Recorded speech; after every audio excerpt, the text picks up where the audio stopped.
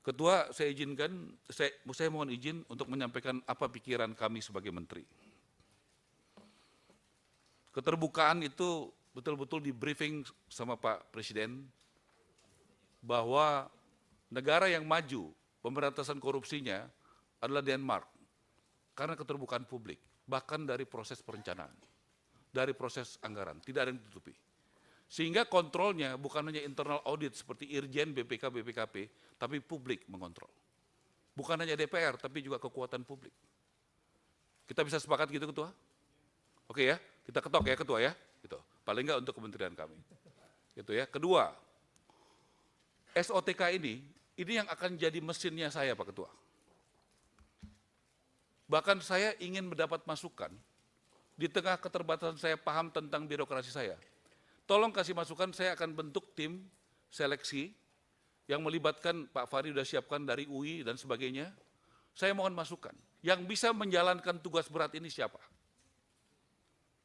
Karena Ketua mungkin sudah 15 tahun di sini, sudah tahu orang-orang yang terbaik, orang-orang yang bersih, yang jujur, yang mau kerja keras. Saya baru di sini, saya 15 tahun di Komisi Keuangan. Kalau di Komisi Keuangan saya cukup tahu siapa yang baik dan bagus di kementerian yang menjadi mitra kerja saya. Saya baru seminggu jadi menteri, seminggu. Jadi tolong juga bantu saya dari awal. Jangan ragu-ragu, Ketua. Ya, saya mau libatkan dari awal, bahkan kami akan punya 4 dirjen. Saya sudah minta sekjennya dari Departemen Keuangan, irjennya dari Jaksa Agung. Membuat sistem anti korupsi bagaimana. Silakan, mau terbuka, whistleblower, dan semua rapat kami terbuka, Ketua, pakai YouTube, di kementerian kami tidak ada rapat tertutup. YouTube-nya sudah ada, bisa diakses. Jadi itu kami mulai, dan kami mohon dukungannya dari teman-teman Komisi 5 untuk keterbukaan ini. Saya juga tahu, pernah jadi anggota DPR 15 tahun, ada aspirasi dari daerah. Saya ingin sekali diberikan kesempatan juga mendampingi teman-teman pada saat reses selama 5 tahun saya di sini. Kenapa? Kalau teman-teman juga boleh undang saya, teman-teman tahu bagaimana anggaran kita, bagaimana kebutuhan di lapangan. Jadi saya nggak terlalu capek lagi mesti ngejelasin. Kenapa mesti begini, kenapa mesti begitu. Kalau kita sama-sama ngerti, saya mau mengajak kebersamaan, kita ngerti dari awal nih, kondisinya seperti ini. Jadi Ketua, keterbukaan setuju, efisiensi Ketua. Saya lama di corporate. Boleh nggak kita masukkan efisiensi dalam pengelolaan keuangan negara? Saya hari Kamis jam 2 akan ketemu Pak Ate. Saya ingin kayak di perusahaan saya dulu ada, misalnya saya punya restoran cukup banyak Ketua, kita bikin central kitchen. Belanja beras untuk satu restoran dengan 24 restoran beda Ketua, harganya. Banyak kemudahan yang dapat. Semen kalau kita mau bangun 3 juta rumah, saya udah hitung angkanya belasan triliun. Kalau kita deal sama pabrik semen, kemudian kita minta diskon, itu baru satu. Itu bisa diskon berapa? Akan murah harga jual buat rakyat.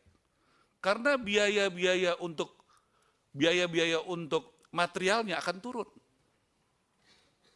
Nah, boleh nggak saya lakukan itu?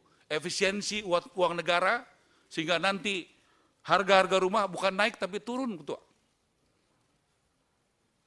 Nah, tolong saya mau minta sama Menteri Pak Ate, Kepala BPKP, untuk mengizinkan itu. Jadi kita bukan hanya sekedar mengamankan uang negara, tapi juga membuat efisien uang negara. Caranya gimana? Boleh nggak yang bagus-bagus dari korporasi? Central purchasing.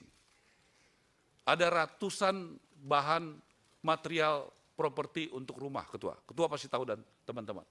Kalau itu kita bisa bikin satu, itu akan terjadi penghematan yang luar biasa. Boleh nggak diizinkan oleh anggota DPR, saya melakukan penghematan? Bukan hanya mengamankan uang negara. Supaya apa tujuan saya?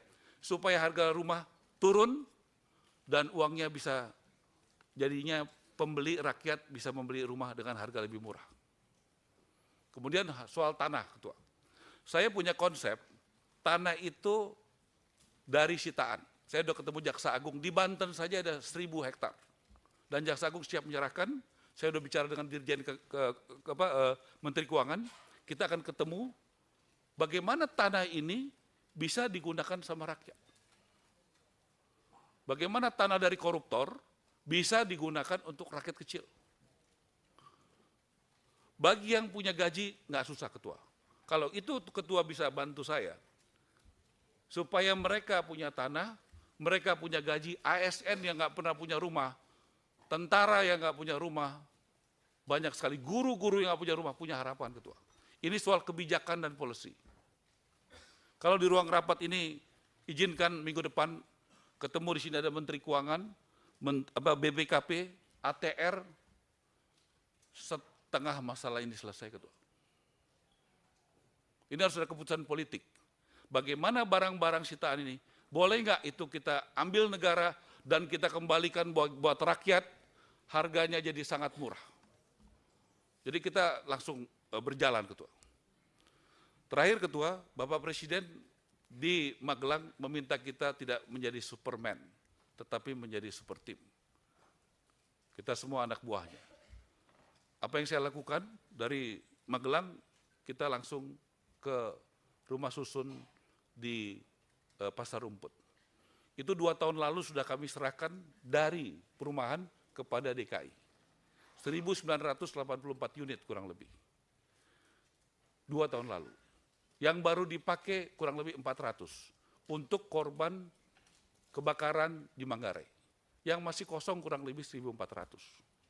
Puji Tuhan ketua. Waktu Tuhan memang nggak bisa dilawan ya. Jadi saya dan Mendagri datang, itu mereka sudah mau pasarkan, bukan mau, sudah pasarkan dengan harga 3,5 juta untuk disewakan per bulan. Untung kita punya PJ Gubernur yang punya hati.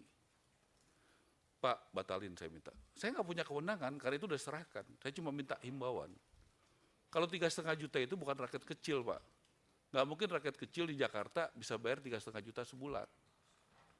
Nah, akhirnya kita hitung, itu kebutuhannya itu kurang lebih 18 M setahun, di breakdown 1,5 miliar per bulan, itu ketemu angka 1,250, PD Pasar Jaya mengelola tidak rugi, tidak untung. Saya bilang, ayo dong, PD Pasar Jaya kan sudah untung. Nggak semua kan harus untuk cari untung, ini buat rakyat. Kita sepakat ketua, angkanya 1,250, sebagian nanti kita alokasikan buat TNI yang nggak punya gaji tinggi, polisi yang nggak punya gaji tinggi, ASN, guru, dan milenial. Saya undang teman-teman hari Jumat jam 2 siang kita open house di Rusun yang ada di Pasar Rumput untuk kita bekerja dengan cepat. Bagaimana pembeli bisa survei langsung kepada unit-unitnya. Supaya mereka tidak beli kucing dalam karung. Karena sering sekali gambar dan realisasi berbeda ketua. Jadi mereka datang, silakan you pilih. Dan kemudian kita melakukan transaksi. Terakhir saya minta subsidi silang, kalau misalnya ada anak-anak muda milenial yang ada sekitar Tamrin, Sudirman, itu kan membuat kemacetan. Kalau mulai kita buat gerakan, bagaimana rumah mendekati kantor mereka. Jadi jangan mereka tinggalnya di Depok, di Bogor, lama, tidak efisien, dan macet. Maksud saya, itulah langkah-langkah kami hanya mau bekerja, tidak mau lain, dan tanpa dukungan DPR, saya tahu, saya anggota DPR 15 tahun, semua tidak akan berhasil. Mohon Bapak Ibu mendukung, dan inilah keberhasilan bersama. Bagi kami, pemerintahan ini berhasil kalau DPR mendukung, khususnya Komisi 5, bekerja sama dari awal bersama kami. Terima kasih. Wassalamualaikum warahmatullahi wabarakatuh.